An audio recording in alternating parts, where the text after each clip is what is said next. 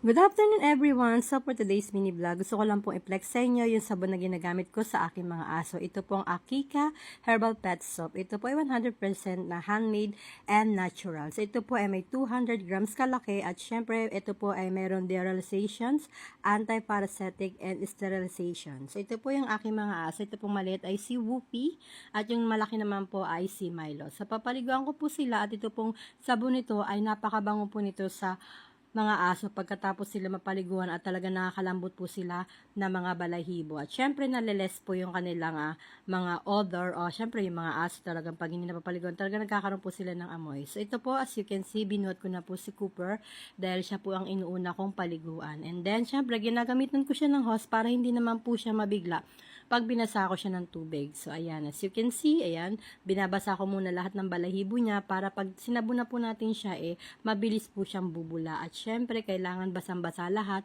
para talagang kapitan ng sabon yung kanyang mga balahibo. Kasi si Cooper talaga ay mabalahibo talaga tong aso ko kaysa dun sa dalawa. Yung dalawang aso ko pino yung kanilang mga balahibo. So, kaya ito si Cooper, tahimik naman siya pag pinapaliguan siya at wala siyang kapalag-palag. Kasi gustong-gusto talaga nila na maliligo. So, as you can see, ayan, nirarab ko na po yung sabon na Akika Herbal Pet Soap sa kanya. So, mabula po siya at mabango po talaga siya sa katawan ng aso. Ayan, inahano ko po sa lahat ng balahibo niya, inuuna ko sa taas. Ayan, nirarab-rab ko po lahat yan. At syempre, babasahin pa po natin ng tubig ulit dahil makapal po yung balahibo ni Cooper. So, ayan, tahimik lang si Cooper dahil talagang favorite niya talagang maligo at talagang nasanay na rin siya.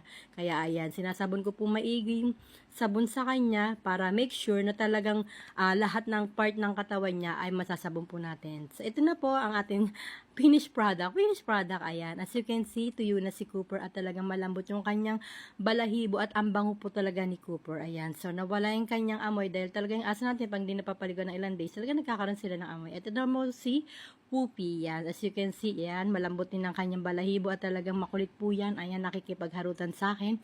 At syempre, yung isa nating aso ay si Milo, ayan. Si Milo lagi yan nakahiga at kakain ay nakahiga.